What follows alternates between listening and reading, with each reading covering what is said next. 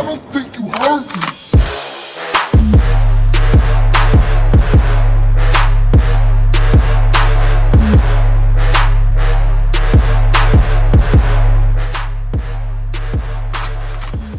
Yo, what's going on you guys? Matrox Gaming here, and welcome to today's video, where as you can tell by the title of this video, for all of you DC fans, we are going to be doing an in-depth character analysis of the Joker. This has been a video that has been requested by a couple of fellow subscribers, and I thought, you know what, why not? I'm not going to be exclusively Dragon Ball only, because I am a big fan of DC Comics as well, so yeah, let's go on ahead and get started with the video.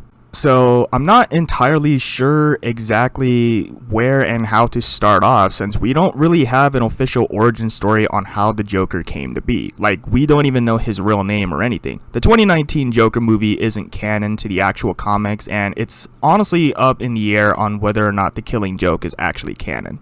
I guess the best place would be to start with his philosophical view on the world, as well as diving into the psychology of the Joker. Keep in mind, I may not be entirely 100% about anything I say, mainly because there's so many comics that feature him that I would take literally forever to go through each and every one of them. And then you have the non-canon material in the pot with all of that. Also, I'm no psychologist or professional philosopher, so yeah, just keep that in mind. So I guess we can start off with the Joker's misanthropic, I don't know exactly the right way to say it, his view on the world around him. He clearly seems to come off as a misanthrope and justifies the horrible crimes he commits just based on the mindset of the world being a horrible place to live in. For those who don't know, being a misanthrope basically means you hate people. Like, you can like others individually, but when you zoom out and look at human beings as a whole, you just don't mesh well with others. This is the kind of person the Joker is by default, and it clearly seems that his personality trait was learned. Like I said, we have little to no information on who the Joker was before becoming the Joker, but we can tell, at least based on the Killing Joke in the 2019 live-action movie, that the Joker was your average lower middle-class citizen in Gotham. Now, considering he lives in Gotham, of all places, you can already expect that he wouldn't really be much of a happy person, and you can already expect there to have been something heinous that happened in his life that forced his view on the world to change. He develops this twisted mind of right and wrong, yet also completely disregards it. However, I think one of the most captivating things about the Joker is just how insane he is, yet simultaneously he's not. His quotes from different movies and comics shows that he believes in just about the same sort of things some common people do, which shows that he's aware that he's just as human as everyone on the planet. He believes that all it takes is just one bad day for your whole mindset to shift into something else. He finds humor in all things horrible as a means of coping with everything he does. A common misconception about the Joker is that he comes off as a psychopath more than anything, and while some tendencies are definitely there, I don't think he's a primary psychopath. To me, he comes off as a secondary psychopath, also known as a sociopath, and while the two are used together quite frequently, there is a difference between them. Now, the main goal for this video isn't to talk psychology. As I've said earlier in this video, I'm no expert in psychology, but allow me to make an attempt to briefly explain some of the differences between the two. Firstly, a psychopath is 99% born that way. The other 1% can be because of a traumatic experience that can affect your way of thinking. Like the Joker said, all it takes is just one bad day. Now, these numbers aren't exactly accurate. I'm just trying to give you guys an idea on how often psychopaths are born that way compared to being made that way. However, the thing about that is that more often than not, it normally happens to really young kids, mainly because a kid's mind isn't fully developed yet. This can also affect some adults too, but in most cases it happens to children. Also, psychopaths are more cold-blooded, as in they have little understanding, if any understanding, of emotions. The thing about that too, they don't care about that. They have a twisted sense of right and wrong, and they may know what they may be doing is wrong, but they just don't care. Emotions and morals normally don't process well to them, but again, that's not always the case. There are a few cases where they choose to do right compared to what is the norm about them, at least when referencing pop culture things you see on TV or in movies. Psychopaths are more calm, collected, calculating, and essentially fearless. Now on to sociopaths. Sociopaths have much in common with psychopaths, but are in a way the exact opposite. Sociopaths actually understand more than psychopaths about morals and emotions. The thing is, they still don't care. They are also more likely to be hot-headed compared to the normally calm and cool psychopath. Sociopaths are also known to be more made into one than most of the time psychopaths are born that way, with some exceptions. Sociopaths are known to be a little more remorseful than psychopaths are, meaning they care a little more than psychopaths do. Just a little.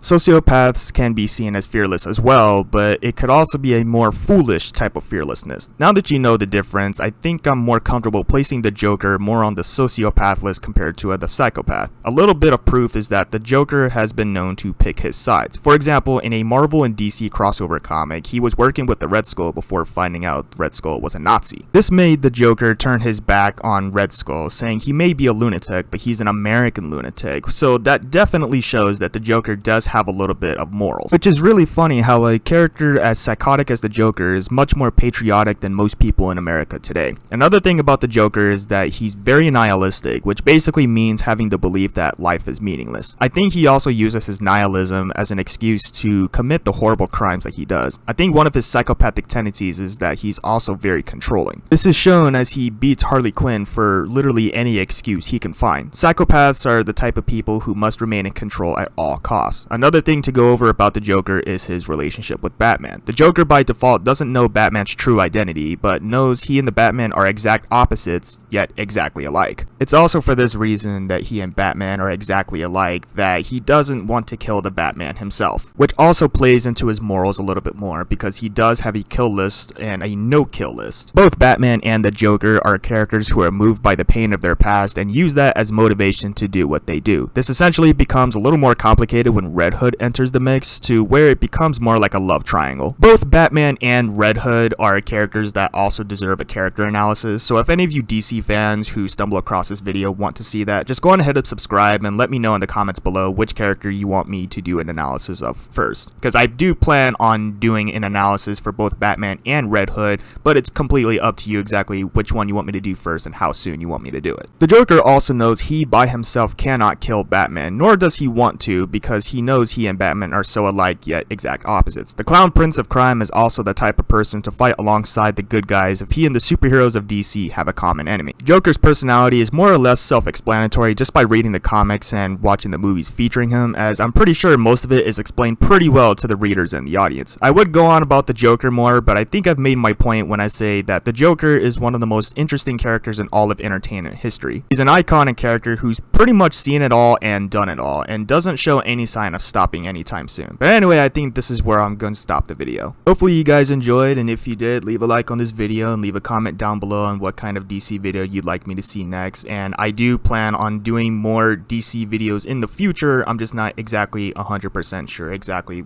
which way or how I'm going to be able to do all of that. I know a lot of people wanted me to go a little bit further in depth about the Joker, but like I said, there's many different versions of him and many different movies that feature him that show different sides, and it's actually kind of tricky to pick which ones are actually canon to the comics and which ones aren't. Initially, I got a request to do Mark Hamill's version of the Joker, and I got another request to do one of Heath Ledger's version of the Joker, but like I said, since there's so many different versions of the Joker for me to go over, it's just impossible to really just kind of pick one in particular, and pretty much decided to make this video talking about the Joker as a whole. Be sure to also subscribe to the channel if you want to see other videos from me on this channel. If I'm ever wrong about anything that I said in this video about the Joker, feel free to educate me in the comments below, because I know a lot of people have a lot of different opinions about the Joker, and I feel like it's kind of up to the viewer to kind of understand and interpret how they feel about the Joker and exactly what goes on in his mind. So just feel free to let me know your opinions about it. That's pretty much it for today, guys. Matrox Gaming out. Peace.